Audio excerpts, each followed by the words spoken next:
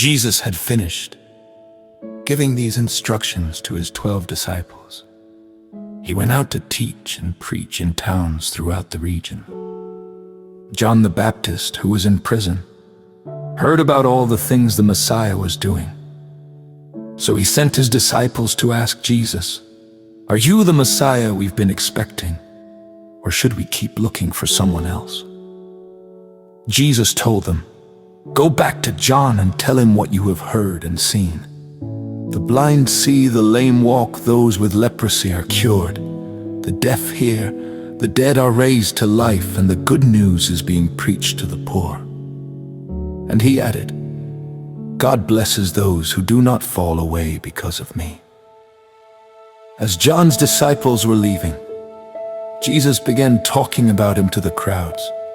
"What kind of man did you go into the wilderness to see? Was he a weak reed swayed by every breath of wind? Or were you expecting to see a man dressed in expensive clothes? No, people with expensive clothes live in palaces. Were you looking for a prophet? Yes, and he is more than a prophet. John is the man to whom the scriptures refer when they say, 'Look, I am sending my messenger ahead of you, and he will prepare your way before you.' I tell you the truth, of all who have ever lived, none is greater than John the Baptist. Yet even the least person in the kingdom of heaven is greater than he is. And from the time John the Baptist began preaching until now, the kingdom of heaven has been forcefully advancing, and violent people are attacking it. For before John came, all the prophets and the law of Moses looked forward to this present time. And if you are willing to accept what I say, he is Elijah, the one the prophets said would come. Anyone with ears to hear should listen and understand. To what can I compare this generation? It is like children playing a game in the public square. They complain to their friends. We played wedding songs, and you didn't dance. So we played funeral songs, and you didn't mourn. For John didn't spend his time eating and drinking, and you say, he's possessed by a demon. The Son of Man, on the other hand, feasts and drinks, and you say, he's a glutton and a drunkard, and a friend of tax collectors and other sinners. But wisdom is shown to be right by its results."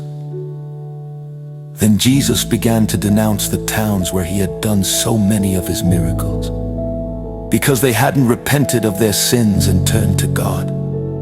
"What sorrow awaits you, Chorazin and Bethsaida?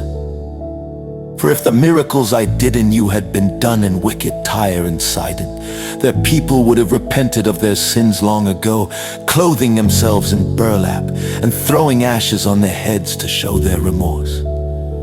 I tell you, Tyre and Sidon will be better off on Judgment Day than you. And you people of Capernaum, will you be honored in heaven? No, you will go down to the place of the dead. For if the miracles I did for you had been done in wicked Sodom, it would still be here today.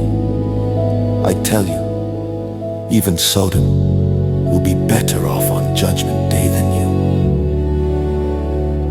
At that time, Jesus prayed this prayer: "O Father, Lord of heaven and earth, thank you for hiding these things from those who think themselves wise and clever, and for revealing them to the childlike.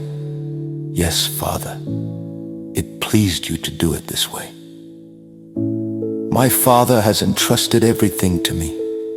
No one truly knows the Son except the Father, and no one truly knows the Father except the Son, and those to whom the Son chooses to reveal him."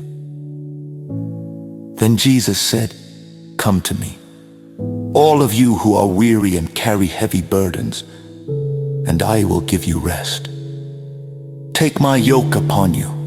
Let me teach you, because I am humble and gentle at heart, and you will find rest for your souls. For my yoke is easy to bear, and the burden I give you is light."